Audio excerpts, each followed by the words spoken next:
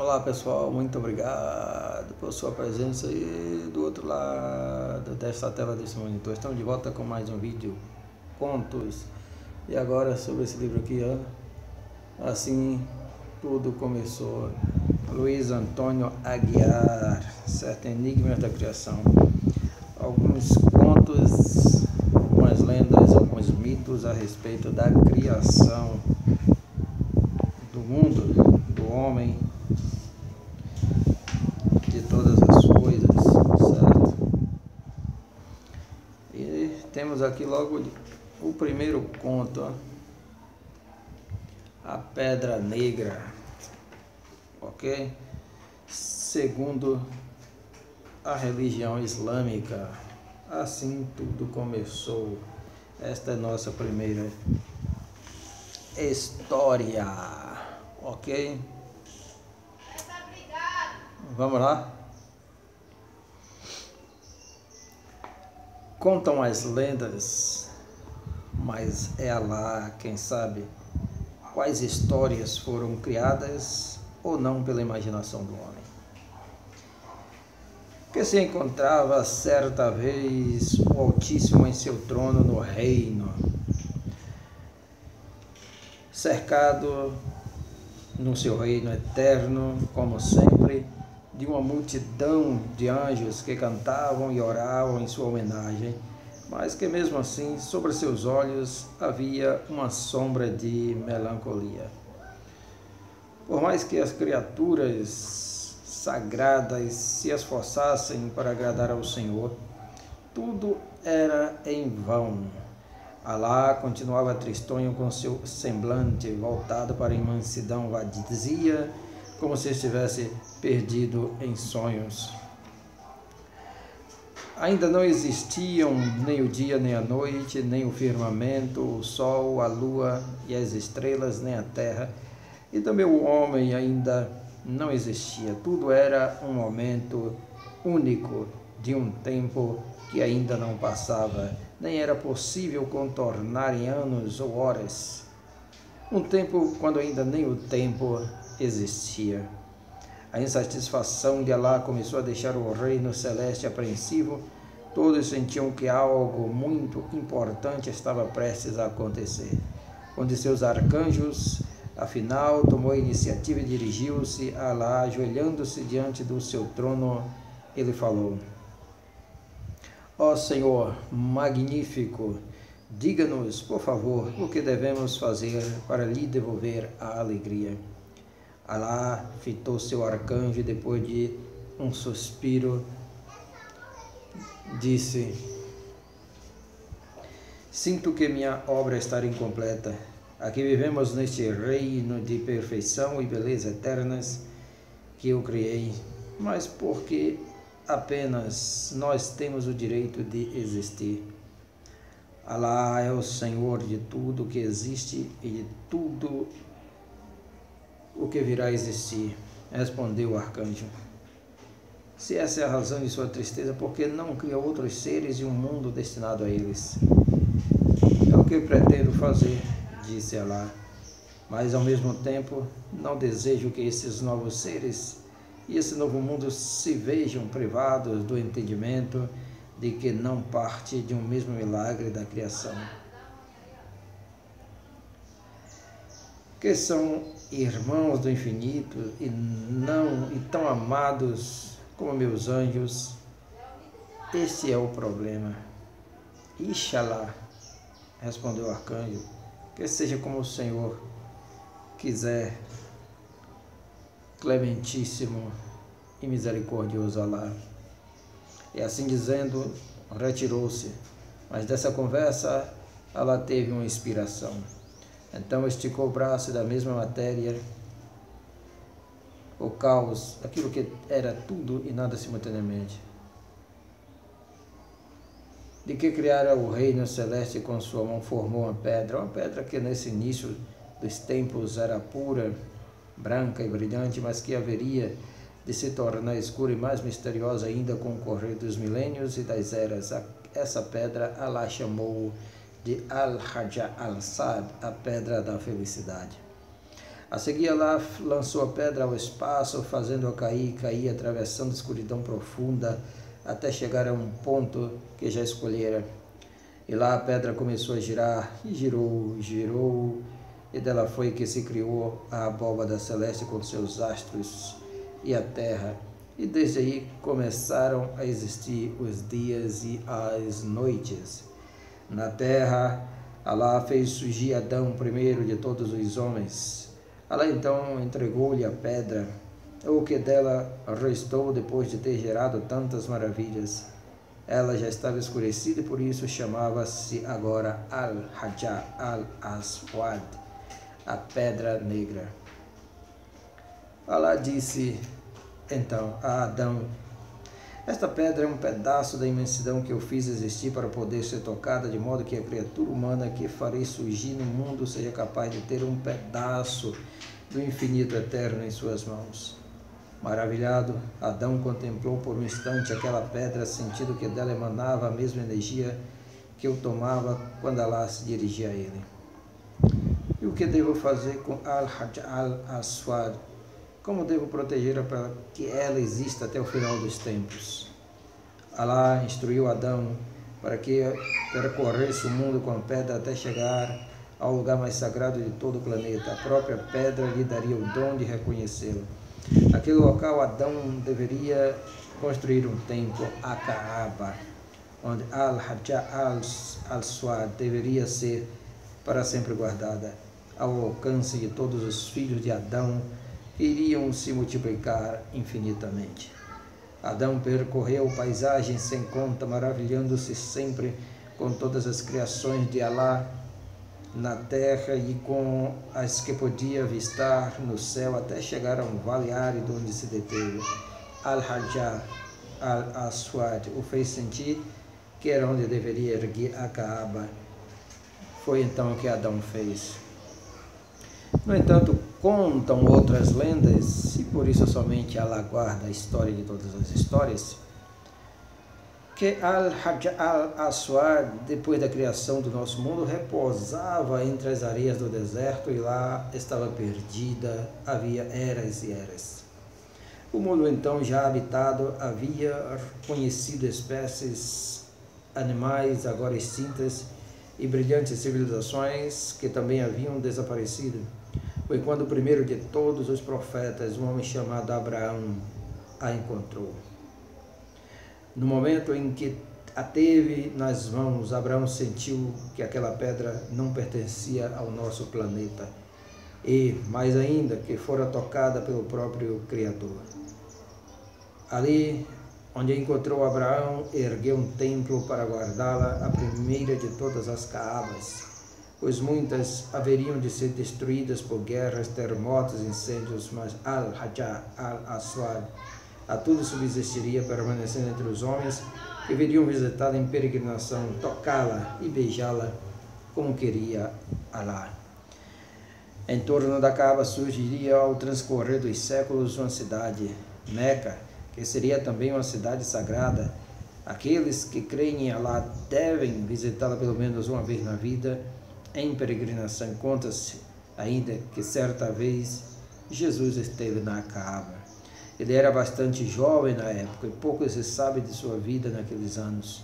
Como tantos outros peregrinos, Jesus aguardou numa extensa fila, esperando sua vez de chegar junto à pedra negra, e quando finalmente seus dedos santos tocaram Al-Hajar Al-Aswad, algo aconteceu.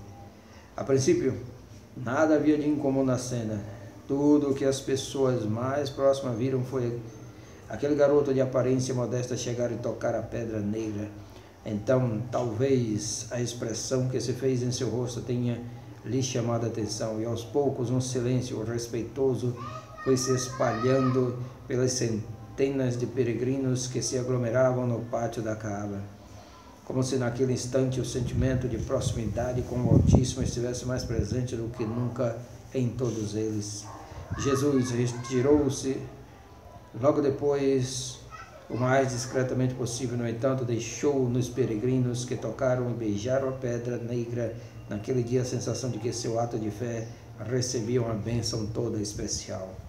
Sobre a Pedra Negra há outras histórias misteriosas, histórias mágicas contadas pelos nômades que adoravam as estrelas, as quais, semelhantes a eles que viviam vagando pelos desertos, não tinham morada, mas um caminho eterno nos céus. Quando suas caravanas se detinham à noite nos oásis e as fogueiras eram acesas, aqueles entre eles que conheciam as lendas antigas contavam-nas aos outros. E talvez o fizessem para espantar o medo, porque acreditavam que os oásis eram a habitação preferida de seres encantados com grandes poderes. Ifrit, djinns ou gênios, como também são chamados espíritos encantados, alguns deles verdadeiros demônios, e nem todos esses espíritos apreciavam o estranho bebendo da água dos poços ou comendo dos frutos das tamareiras que ali cresciam, que consideravam sua propriedade. Um oásis é um raro milagre, mancha de vegetação em torno de uma lagoa perdida em meio de uma imensidão de areia e sequidão. Muitos daqueles nômades acreditavam que só por mágica os oásis poderiam surgir e se manter ou desaparecer de repente como se jamais houvessem existido. Havia uma razão para os nômades se arriscarem a pisar o território dos seres encantados que por capricho tanto podiam presentear e decidir atender os desejos dos humanos quanto destruí-los como se não fossem nada. Para aqueles árabes do deserto era questão de sobrevivência fazer parada nos oásis, encher seus odres de água, dar de beber aos seus camelos, colher as tâmaras que eram parte importante da sua alimentação. Assim, entre as histórias contadas pelos nômades à noite, está aquela que diz que não tenho perdido, que ninguém pode lembrar quando foi. Já existia a terra e os ancestrais do ser humano vagando por ela, sem inteligência, eram seres brutos, incapazes de falar ou de compreender qualquer coisa, vivendo apenas em função de suas necessidades e instintos. Então, certa noite, que Alá há de guardar para todos sempre em seu coração, num gesto de amor, o Altíssimo fez Al-Hajjaj al-Sad riscar os céus. Ao contemplar aquele brilho imenso nas alturas, em cores como nunca se viram, nem seriam vistas novamente, iluminando a noite. Aquelas criaturas tiveram suas consciências despertadas, compreenderam que havia um ser superior, o supremo criador de todo o universo, e que ali estava ele, como que tocando a face do planeta para lhes conceder o Espírito. Foi assim que a humanidade começou a existir. No lugar onde aquela pedra negra,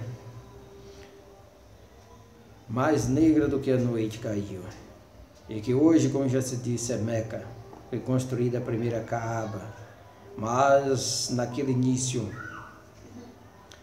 e por muito tempo os árabes ainda não reconheciam Alá como seu Deus, porque Maomé, o maior de todos os profetas de Alá, ainda não tinha sido enviado à terra.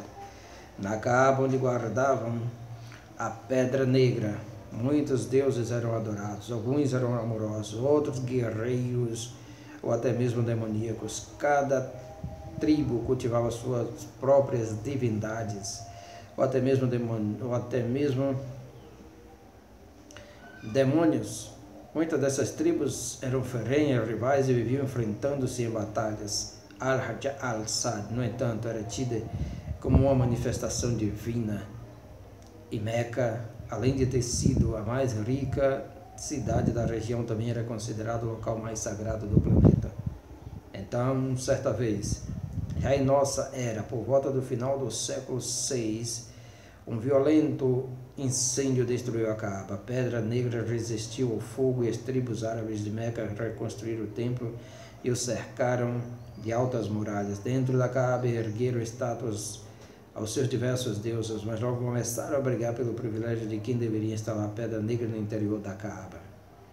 Depois de muita discussão, um dos chefes mais velhos propôs: vamos deixar os deuses decidirem por nós, aguardemos aqui.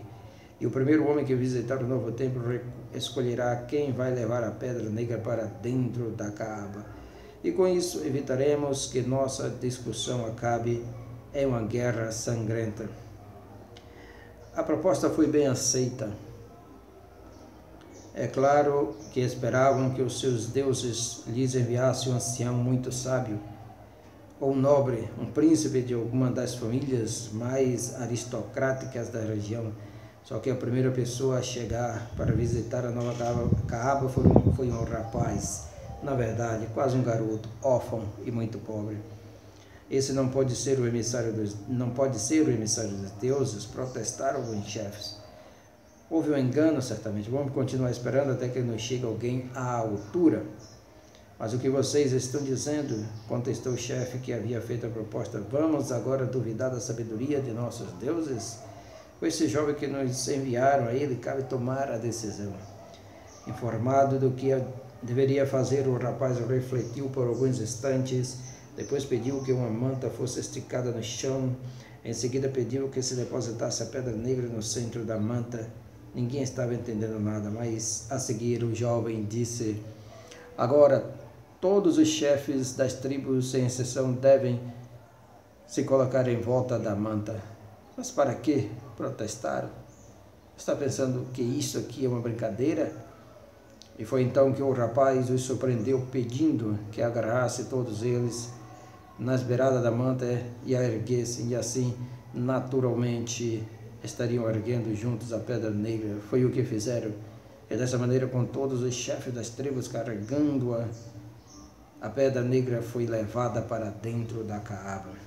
O rapaz chamava-se Maomé, aquele que deveria fundar a religião islâmica. Foi a primeira vez que aqueles importantes chefes árabes ouviram falar nele. Anos e anos depois, aquele garoto órfão e pobre, já reconhecido como um profeta e seguido por multidões, já tendo escrito o Corão por inspiração de Alá e pregado a união dos árabes, retornaria a Caaba. Ele retiraria do templo as estátuas dos muitos deuses do passado, dedicando a Caaba a Alá e a mais nenhum outro Deus. Assim, a Caaba continuou reconhecida pelos muçulmanos como o lugar mais sagrado da terra, seu centro, a ligação entre os céus e a humanidade.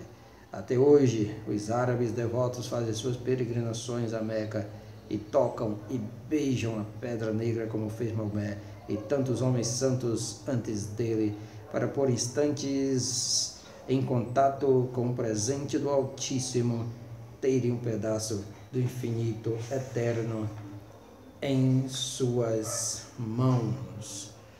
Finda-se esta primeira história, esse primeiro conto, um conto árabe do início de tudo.